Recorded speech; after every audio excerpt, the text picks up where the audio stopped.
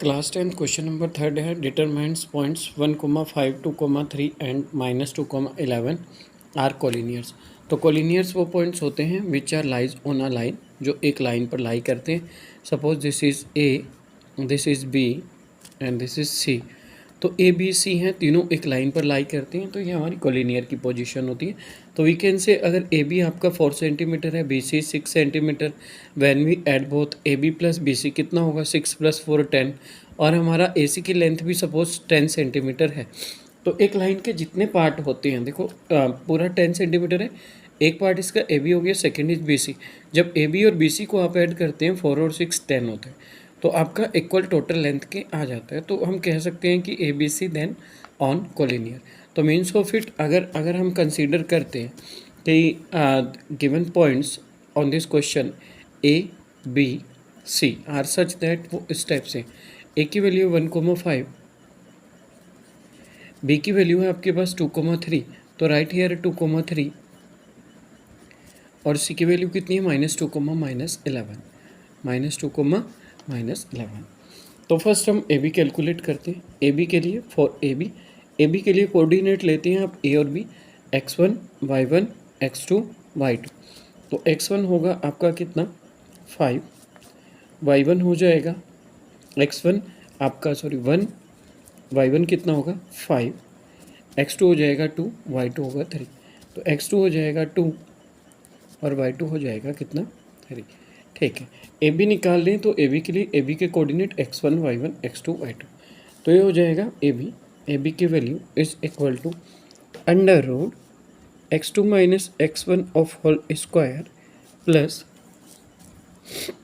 y2 - y1 of whole square. तो यहाँ पर जब ए बी आप कैलकुलेट करोगे, x2 कितना है 2 माइनस x1 कितना है 1 होल स्क्वायर प्लस यहाँ पर y2 कितने हैं 3 माइनस y1 कितना है 5 होल स्क्वायर। जब आप इसको सोल्व करते हैं तो 2 - 1 कितना होगा 1 होल स्क्वायर प्लस 3 - 5 कितना होगा -2 ऑफ होल स्क्वायर।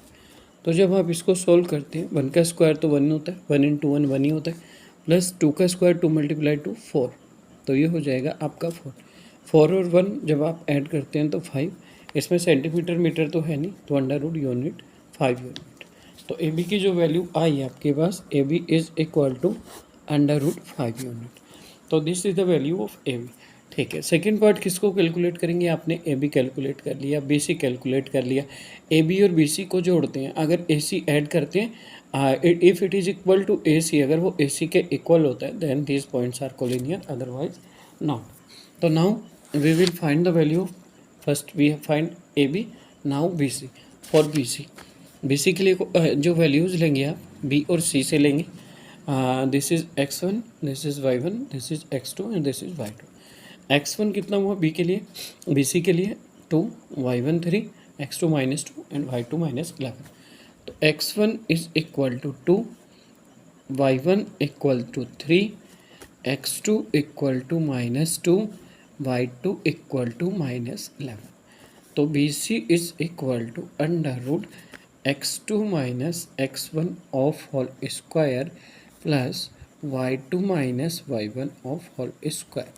देखो बी सी कैलकुलेट करना था, बी सी के लिए बी और सी के coordinate x1 y1 x2 y2। तो 2 3 -2 -11 B C, x2 - x1 whole square, y2 - y1 whole square. Value of x2 -2, तो यहाँ पे पुट करते हैं -2 माइनस x1 की वैल्यू -2, तो right here -2 whole square plus y2 is -11, y1 is 3, तो -11 -3 of whole square. Solve करते हैं, -2 -2 -4 whole square plus -11 -3 -14 whole square. तो यहाँ पर हो जाएगा आपका -4 का स्क्वायर, 4 4 जो 16, माइनस का स्क्वायर पॉजिटिव होता है 16 आ गया, प्लस 14 का स्क्वायर -14 का स्क्वायर पॉजिटिव 196 हो जाएगा। देखो ऐसे ही तो होगा, -14 × -14, तो माइनस का स्क्वायर प्लस होता है। ठीक है, जब आप इन दोनों को जोड़ेंगे तो 212 आ जाएगा। 212 की वैल्यू वी कैन कैलकुलेट, हम कैलकुलेट कर सकते हैं 212 की वैल्यू।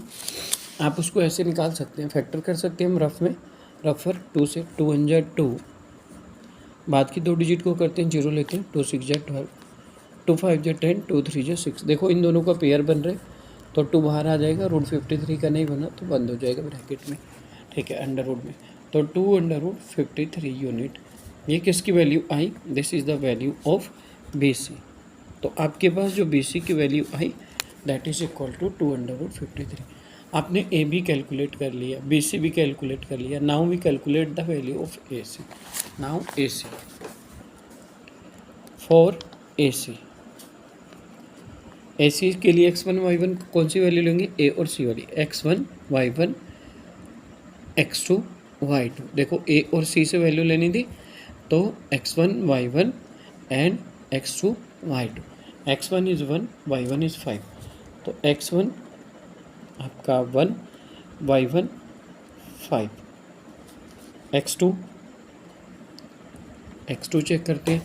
x2 AC था -2 और y2 -11, x2 -2 और y2 -11। नाउ सॉल्व इट, इसको सॉल्व करते हैं। AC इज इक्वल टू हो जाएगा आपका under root x2 minus x1 whole square plus y2 minus y1 of whole square. Value put करते हैं x2 की वैल्यू कितनी है? -2, x1 की वैल्यू कितनी है? -1, तो -2 -1 होल स्क्वायर प्लस y2 की वैल्यू -1, y1 -5, -11 -5, y2 की वैल्यू है -11, y2 5, y1 5, ठीक है। जब आप सोल्व करेंगे -2 -1 हो जाएगा आपका -3 अंडर रूट के अंदर, -3 होल स्क्वायर प्लस, देखो -11 -5, जब एक minus first 1 is before and 1 is mid, एक स्टार्टिंग में होता है एक बीच में होता है minus, both number add answer in minus. -11 -5 will be -16, तो -16 ऑफ होल स्क्वायर। जब आपने सोल्व किया तो -3 का स्क्वायर कितना होता है? 3 3 जा 9 प्लस -16 का स्क्वायर 16 मल्टीप्लाई 16, तो मल्टीप्लाई 16 की 16 से आती है 256। अगर आप 16 की 16 से मल्टीप्लाई करेंगे तो कितना आता है? 256। 16 का स्क्वायर है ना यहाँ पर, तो 256 को 9 से मल्टीप्लाई किया, कितना आता है? 265। 265 वैल्यू आई, ठीक है। अब चेक करते हैं, देखो 265 को हम फैक्टर की टर्म में भी मेंशन कर सकते हैं। 265 2 से तो जाएगा नहीं, 3 से जा सकता है, 3 8 जा 24, 2 बचेंगे, नहीं जाएगा, 5 से जाएगा, 5 5 जा 25, लेफ्ट 1, 5 3 जा 15। ये तो किसी के टेबल में आता नहीं, तो ये ठीक है, इतना ही रहेगा 265। अब देखो वैल्यू ऑफ AC 265, पूरी लाइन की वैल्यू कितनी है? 265 यूनिट, ठीक है। और दूसरा चेक करते हैं, AB की वैल्यू √5 यूनिट, AB की वैल्यू √5 यूनिट, ठीक है। BC की वैल्यू आई आपकी, BC की वैल्यू आई आपके पास कितनी? 2 √53 यूनिट, ठीक है। 2 √53 BC 2 √53 यूनिट। अब देखो अगर हम चेक करते हैं AB plus BC that is not equal to AC, देखो सेम यूनिट ऐड होती है। 265 को 5 में ऐड कर नहीं सकते हम डायरेक्ट, क्योंकि अंडर रूट की यूनिट सेम ऐड होती है, तो AB और BC को ऐड नहीं कर सकते हम इसमें। √5 है, ये 2 √53 है, दोनों अलग अलग टर्म है, तो ऐसी टर्म ऐड होती हैं जैसे आपके पास लाइक टर्म है √5 प्लस 2 √5, इसको आप कहते हैं 2 पेन प्लस 1 पेन 3 पेन, 2 √5 √5 3 √5, तो ये सारी की सारी टर्म अलग अलग आ रही हैं।